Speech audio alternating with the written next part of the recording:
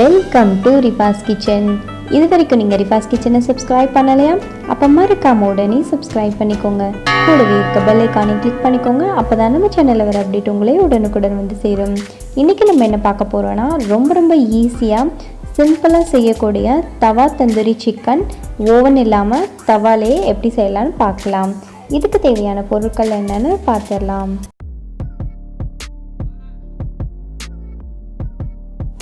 இப்போ ஒரு மிக்சிங் பவுலில் 1.5 டீஸ்பூன் அளவில் இஞ்சி பூண்டு பேஸ்ட் ஆட் பண்ணியிருக்கேன். இதோட 1 டீஸ்பூன் அளவில் மல்லித்தூள் ஆட் பண்ணியிருக்கேன். 1/2 டீஸ்பூன் ஜீரகத்தூள் ஆட் பண்ணியிருக்கேன். 1.5 டீஸ்பூன் அளவில் மிளகாய் தூள் ஆட் பண்ணியிருக்கேன். 1 டீஸ்பூன் கரம் மசாலா, கொஞ்சமாக உப்பு, தேவைக்கு உப்பு சேர்த்துக்கோங்க.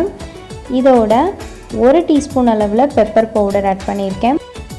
1 டீஸ்பூன் கசூரி மேத்தி ஆட் பண்ணியிருக்கேன். கசூரி மேத்தி நீங்கள் இதில் ஆட் பண்ணுறதுனால அதோட ஃப்ளேவரே ரொம்ப சூப்பராக இருக்கும். 2.5 டீஸ்பூன் அளவில் தயிர் ஆட் பண்ணியிருக்கேன். ஒரு அரை லெமனோட ஜூஸ் இதோட ஆட் பண்ணிக்கோங்க. இப்போ இதெல்லாம் ஆட் பண்ணிவிட்டு நல்லா மிக்ஸ் பண்ணி விட்டுக்கோங்க. கட்டி விழுகாமல் நல்லாவே இது ஃபைன் பேஸ்ட் மாதிரி மிக்ஸ் பண்ணி விட்டுக்கிறணும். ஒன்ஸ் மசாலா எல்லாமே நல்லா மிக்ஸ் பண்ணி விட்டதும் நான் 1/2 கிலோ சிக்கன் நல்ல லெக் பீஸாக டீப் கட் போட்டு வாங்கியிருக்கேன். நல்லா டீப் கட் போட்டு வாங்கிக்கோங்க. அப்போது அதில் நல்ல மசாலா சேரும். மசாலா நல்லா உள்ள எல்லா இடமும் சேர்கிற மாதிரி மிக்ஸ் பண்ணி அப்ளை பண்ணி விட்டுக்கோங்க. இதே மாதிரி நான் 2 பீஸ் எடுத்திருக்கேன். 2 பீஸ்லேயுமே நல்லா மிக்ஸ் பண்ணி விட்டுக்கிறேன். சிக்கனில் நல்லா மசாலா கோட் ஆகிற மாதிரி மிக்ஸ் பண்ணி விட்டுக்கணும். அப்போ தான் ரொம்ப நல்லாயிருக்கும். இப்போ சிக்கன் மேரினேட் பண்ணியாச்சு. இதோட 1 டேபிள் ஸ்பூன் அளவில் பட்டர் ஆட் பண்ணியிருக்கேன்.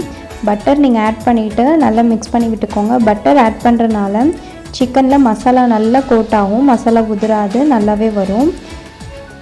இப்போ இது எல்லாத்தையுமே நல்லா மிக்ஸ் பண்ணி வச்சுக்கிறேன்.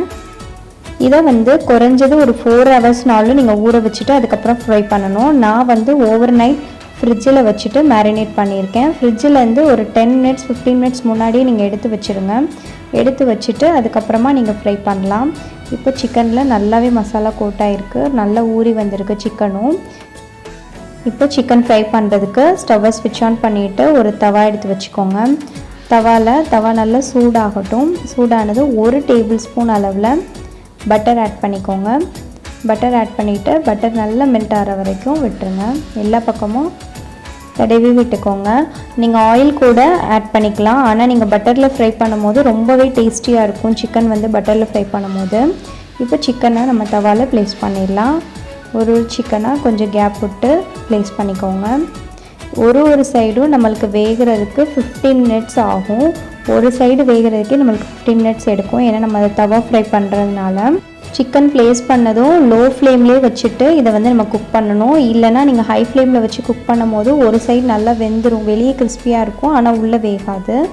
இப்போ இதை நல்லா லிட்டு வச்சு கவர் பண்ணிவிட்டு ஒரு 15 மினிட்ஸ்க்கு குக் பண்ணுங்கள் லோ ஃப்ளேம்லேயே வச்சுட்டு. 15 மினிட்ஸ் கழித்து ஓப்பன் பண்ணி பார்த்தீங்கன்னா தெரியும் சிக்கன் ஒரு சைடு கலர் சேஞ்ச் ஆனதும் நம்ம திருப்பி விட்டுக்கலாம். இப்போ இதை நம்மளுக்கு கொஞ்சம் நகல்ட்ட முடியுதான்னு பாருங்கள். பார்த்துட்டு அதுக்கப்புறமா நம்ம திருப்பி விட்டுக்கலாம். உடனே எடுக்காதீங்க. நம்மளுக்கு ஒரு சைடு நல்லா குக் ஆயிடுச்சு. இதை நம்ம திருப்பி விட்டுக்கலாம். நீங்கள் சின்ன சைஸ் பீஸ் எடுத்தீங்க அப்படின்னா ரொம்ப ஈஸியாக இருக்கும். இது ரொம்ப பெரிய சைஸ் பீஸ் வாங்கியாச்சு. ஒரு சைடு நல்லா வெந்ததும் இன்னொரு சைடும் திருப்பி விட்டுட்டு லிட்டு வச்சு கவர் பண்ணிவிட்டு குக் பண்ணுங்கள். இன்னொரு சைடும் நல்லா வேகட்டும். இப்போ ஒரு 15 மினிட்ஸ் கழித்து நான் ஓப்பன் பண்ணியிருக்கேன். நல்லாவே ஒரு சைடு குக் ஆயிடுச்சு. பார்த்திங்கன்னா உங்களுக்கே தெரியும், ஒரு சைடு நல்லாவே ஃப்ரை ஆகிட்டு வந்துருச்சு. நல்லா சிக்கனும் வெந்து வந்திருக்கு. இப்போ நான் திருப்பி போட்டாச்சு. இன்னொரு சைடு திருப்பி போட்டு ஒரு 5 மினிட்ஸ் நம்ம இதை லோ ஃப்ளேம்லேயே வச்சுருக்கலாம். வச்சதுக்கப்புறம் சிக்கன் நல்லா நம்மளுக்கு 2 சைடும் ஃப்ரை ஆயிடுச்சு. இது மாதிரி அமுக்கி விட்டுக்கோங்க. நீங்கள் பெரிய சைஸ் இந்த மாதிரி சிக்கன் வாங்கினீங்க அப்படின்னா நீங்கள் ஒரு சைடும் திருப்பி போடையில் தோசை கரண்டி வச்சு நல்லா அமுக்கி விட்டுக்கோங்க. அப்போ தான் சிக்கன் நல்லா ஃப்ரை ஆகும். இப்போ நம்மளுக்கு சிக்கன் நல்லா ஃப்ரை ஆகிட்டு ரெடி ஆயிடுச்சு. ரொம்ப எம்மி அண்ட் டேஸ்டியான தந்தூரி சிக்கன் நம்மளுக்கு வீட்லேயே ரொம்ப ஈஸியாக ரெடி ஆயிடுச்சு. இது ரொம்ப பேசிக்கான ஒரு மெத்தட் தான். இந்த மெத்தடில் நீங்கள் யார் வேணாலும் இதை ட்ரை பண்ணலாம். ரொம்ப ஈஸி தான். சிக்கன் 2 சைடுமே நல்லா குக் ஆகிருக்கு. ரொம்ப சாஃப்டாக இருந்தது சிக்கனு. நீங்கள் இதே மாதிரி குக் பண்ணி பார்த்துட்டு எனக்கு கமெண்ட்டில் சொல்லுங்கள்.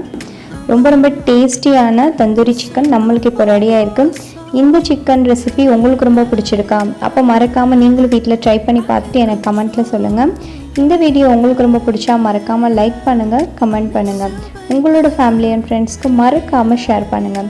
ரிஃபாஸ் கிச்சனை சப்ஸ்கிரைப் பண்ணுங்கள். தேங்க்யூ ஸோ மச் ஃபார் வாட்சிங்.